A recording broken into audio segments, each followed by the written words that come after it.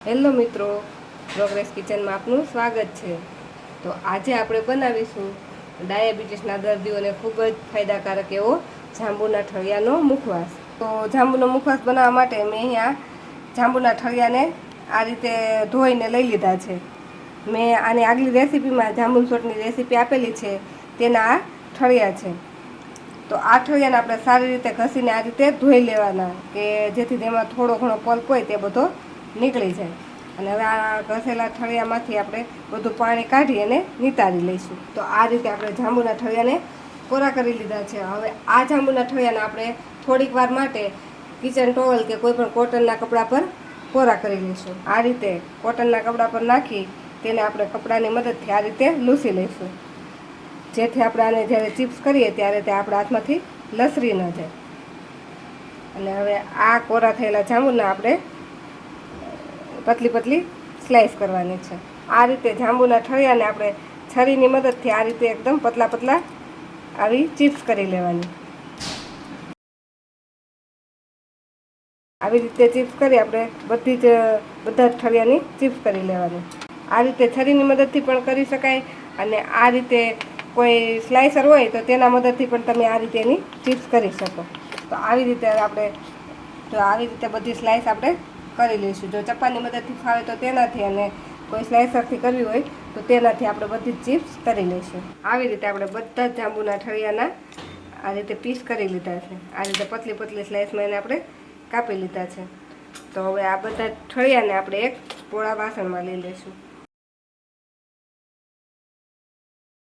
તેમાં આપણે અડધી ચમચી હળદર નાખીશું, અને તેમાં આપણે 1 ચમચી મીઠું નાખીશું, અને તેમાં આપણે 1 લીંબુનો રસ નીચવી દઈશું। હવે આને આપણે હાથેથી સરસ મિક્સ કરી દઈશું,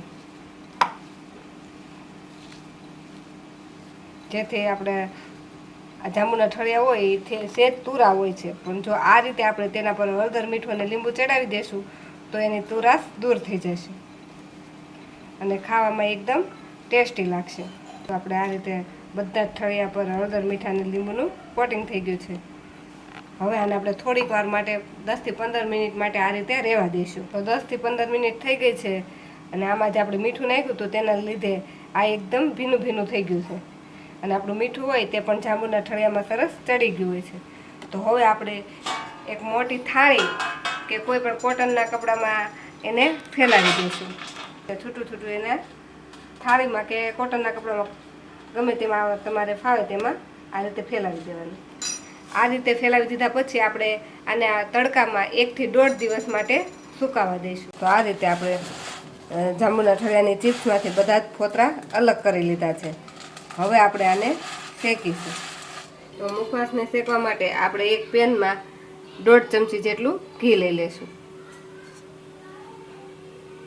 તેમાં આપણે આ બધા જ ઠળિયાને ઉમેરી દઈશું। હવે આને આપણે એકદમ ધીમા ગેસ પર, જેવી રીતે આપણે ગોઠલીનો મુખવાસ શેકતા હોય તેવી રીતે આપણે આને શેકીશું। જેટલા જાંબુ ફાયદાકારક છે તેટલા જ જાંબુના ઠળિયા પણ ફાયદાકારક છે। જેમ ડાયાબિટીસના દર્દીઓને આ જાંબુના ઠળિયાનો મુખવાસ ખૂબ જ ગુણકારી છે, તેમ કોઈ પણ વ્યક્તિ આ મુખવાસને ખાઈ શકે।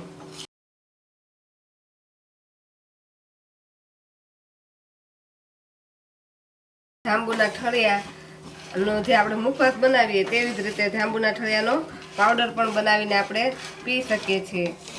જો આપણું ગળું બેસી ગયું હોય તો જાંબુના ઠળિયાના પાવડરને આપણે પાણી સાથે પીએ તો આપણો અવાજ ખુલી જાય છે। આપણે એકદમ ધીમા ગેસ પર આ મુખવાસને શેકાતા 1 મિનિટ જેટલો સમય થઈ ગયો છે। હજુ આપણે તેને 1 મિનિટ જેટલો સમય શેકીશું।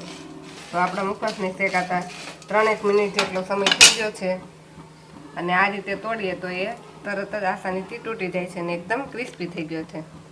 તો હવે આમાં આપણે સંચળ પાવડર નાખીશું। આમાં આપણે અડધી ચમચી જેટલો સંચળ પાવડર નાખીશું।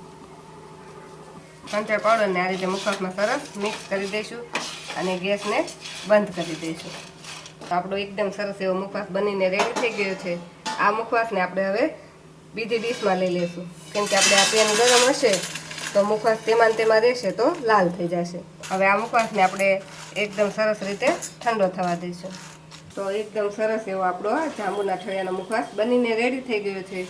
જો તમારે બધા જ મુખવાસને એકસાથે આ રીતે ઘીમાં શેકીને ન રાખવું હોય તો સુકાવીને એ ઠળિયાને તમે સ્ટોર કરી શકો છો અને જ્યારે તમારે જોઈતો હોય તેટલા પ્રમાણમાં શેકીને પણ વાપરી શકો છો. જો તમને અમારી આજની આ જાંબુના ઠળિયાના મુખવાસની રેસીપી ગમી હોય તો અમારા વિડીયોને લાઇક કરો અને પ્રોગ્રેસ કિચન ચેનલને સબસ્ક્રાઈબ કરો.